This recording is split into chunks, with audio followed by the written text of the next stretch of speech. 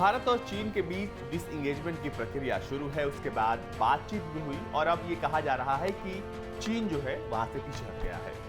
दरअसल आज जो तस्वीरें आई हैं सामने, उसके बाद आपको एक बात तो साफ हो जाएगा कि चीन जो है वो भरोसे के लायक नहीं है। दरअसल जब फिंगर 5, 6, 7, 8 तक जो समझौता हुआ, उसके बाद बातचीत हुई कि वो पीछे हटेगा। वो पीछे हटा और उसने अपनी तमाम जितनी भी सेनाओं की टुकड़ियां हैं वो उसने वहां से उठाकर महज 110 किलोमीटर दूर रूतो काउंटी में ले जाकर तैनात कर दिया। यानी कि अब वो उस इलाके में नहीं है, लेकिन हाँ अपने इलाके में जो उसका बेस है अब वो वहां पर अपनी मजबूती को और पुख्ता कर रहा है।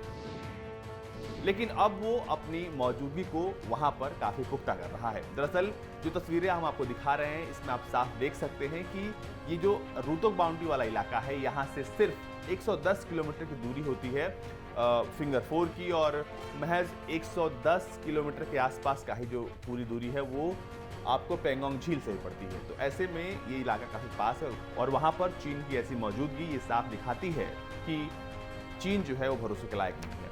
दरअसल इस पूरी जो डिसएंगेजमेंट की प्रक्रिया है इसको आपको समझना होगा कि आखिर वो है क्या।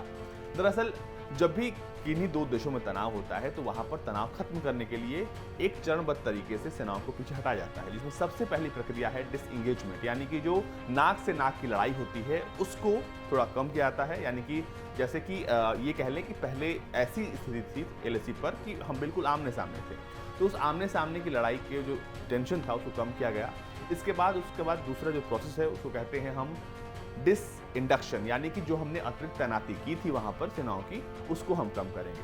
फिर सबसे आखिरी में आता है डिस्केलेशन, और इस डिस्केलेशन के बाद हम ये कह सकते हैं कि तनाव कम हुआ है। दरअसल तनाव अभी भी है वहां पर, लेकिन सेनाएं अब पीछे हैं। भारत ने उसको पीछे ढकेला है और ये कह सकते हैं कि एक सामरिक तौर पर और रणनीतिक तौर पर जीत है भारत की, क्योंकि चीन को पीछे ढकेलना, चीन को वापस करना, चीन ने अपने सारे परमानेंट स्ट्रक्चर्स को तोड़ा, ये अपने आप में बहुत बड़ी बात है, क्योंकि अब तक चीन जहां जहां भी घुसा है उसको वहां से वापस डिसएंगेज भी करना किसी भी देश के लिए मुश्किल रहा है, और भारत ने ये करके दिखा भी दिया है।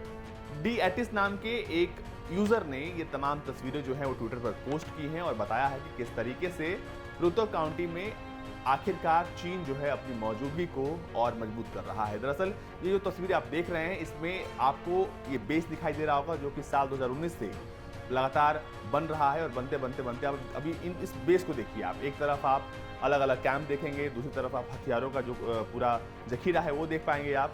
इसके अलावा जो गाड़ियां हैं या फिर जो अंडरग्राउंड चीज़ें बनी हैं वो तमाम चीज़ों को यहाँ पर डिस्क्राइब किया गया और बताया गया है कि आखिर रूतोक काउंटी में चीन की मौजूदगी कैसी है।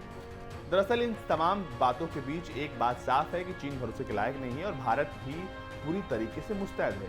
वो भी चीन पर नजरें गड़ाए हुए है और वो लगातार देख रहा है कि चीनी हरकत जो है वो कैसी है उस इलाके में।